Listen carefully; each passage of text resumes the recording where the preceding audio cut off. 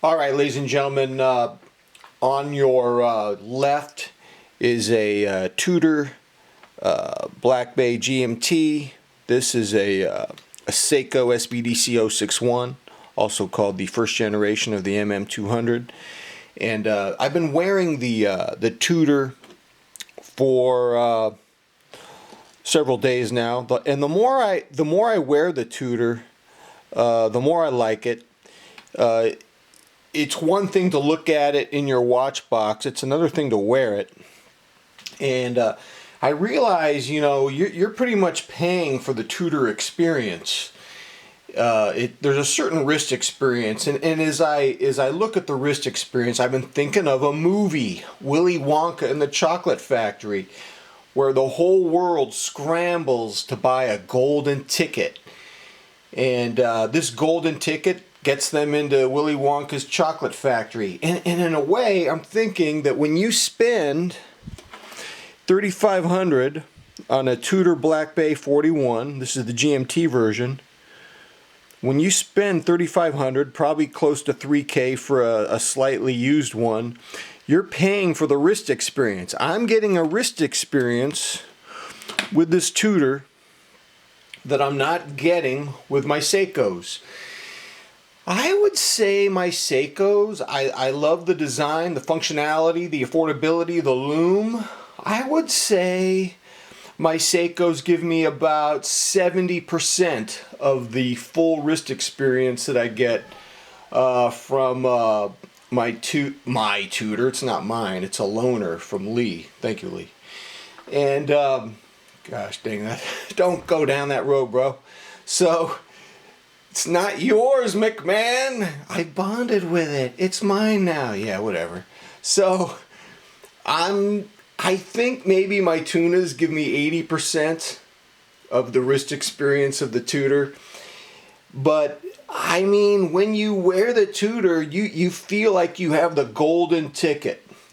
And honestly, when you wear a Seiko, you got a coupon to Arby's. And I'm saying that as a Seiko fan. I'm saying it as a Seiko fan. And it's hard to wear a watch that gives you 60 to 70% of the full wrist experience. You know what this reminds me of? 3 years ago, I leased a Honda Accord, and there were two choices. There was the 1.5 liter and the 2.0 liter. And the salesman, he kind of sized me up. That's what salesmen do. They size you up. He sizes me up, and he says, McMahon, I'm going to let you drive the 1.5 and then immediately have you drive the 2.0. And I guarantee you will end up leasing the 2.0, because he knew that the 2.0 liter was the full experience and the 1.5 liter was a compromised experience. And I hate to say this, and this, honestly, Lee ruined my life, because by letting me borrow his Tudor, he kind of let me drive the full 2.0 liter Honda and have the full experience, and then realize that my watches, as beautiful as they are in the box, is beautiful. I mean, they're great. I mean, look at the design of this 06. You can't complain about this. For $850, you're out of your mind. This is amazing. If you were sane, you would just buy this and be done. Just wear this every day. This is amazing. Oh my God. Unfortunately, you put the Tudor on and you're getting a certain type of experience. Actually, I'm angry. I didn't want that to happen.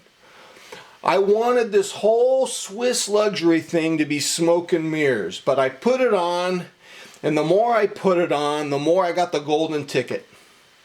And so that leads to the question, what would it mean for me? What would I have to do to get a Tudor Black Bay steel? I started asking this question.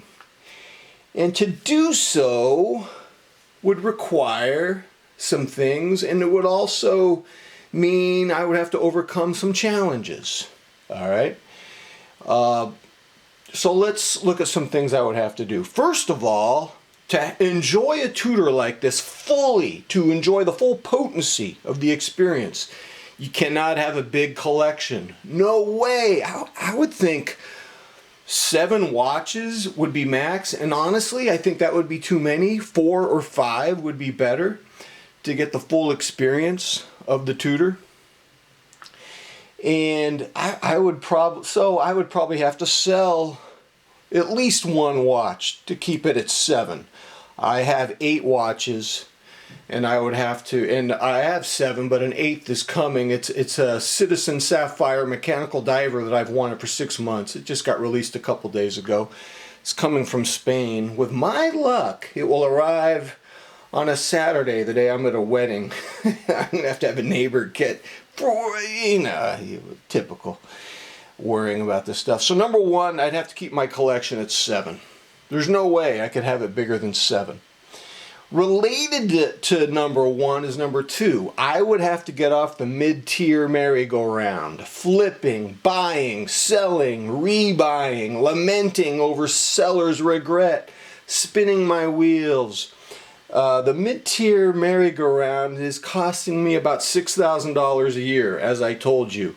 And it's not money well spent because I'm not even bonding with those watches. You're flipping them so much, you're not even bonding with them. And so, just let you look at it from the crown side. Oh, a little bit of, what is that? What is that? Okay, that's a nice shot. Okay, so I want you to know that I would have to get off the mid-tier merry-go-round. That would be number 2.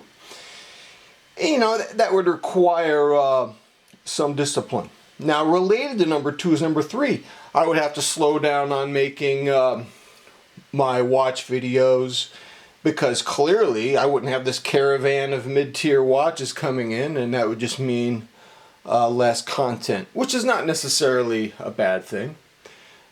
You know, I'm not, I don't feel like I have anything to add in terms of watch reviews, in terms of like just reading the hardware, just reading, hey, it's got this spec, this spec, this spec, this is how it looks. You know, I'm not, that's a rather superfluous existence. So no tragedy, cutting back on my watch YouTube videos. And so those 3 things, I could enjoy the Tudor. Now, what are my challenges of getting the Tudor? Well, it's clearly not money, because if I'm spending $6,000 a year on mid-tier stuff, clearly a watch that could cost me between $3,000 and $3,500 is not an issue. That's not the issue.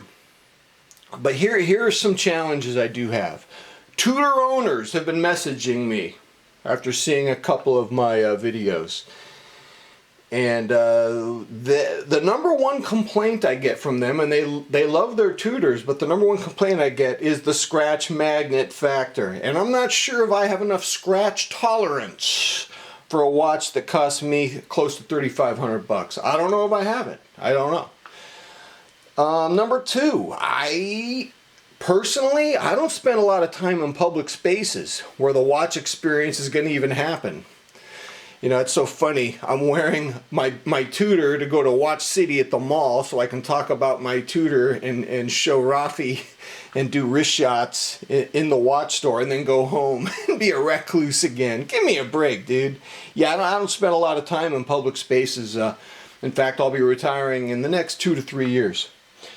And so that's how I think. Number 3, I'm not even confident that I can get off the mid-tier merry-go-round. And let me give you a hypothetical situation. Let's say I go off the merry-go-round for like 6 months, and I'm just super happy. I'm just super happy with my my Tudor, and I got a few other watches, maybe 5 or 6 other watches. Then Seiko releases, like they did with the Sumo, an upgraded monster. This upgraded monster has the famous raw steel bezel. It now has sapphire, has a 70-hour power reserve. It comes in different colors: coral blue, marine gray, orange, patty versions, save the elephant seal, save the bull shark. And my greedy reptile brain buys 4 of these new Seiko monsters, and in the blink of an eye, I've got 11 watches. And my Tudor is now looking at me from the watch box like Mary Ann from Gilligan's Island. And Mary Ann is saying, hey, Jeff, you promised me You'd get me off this island.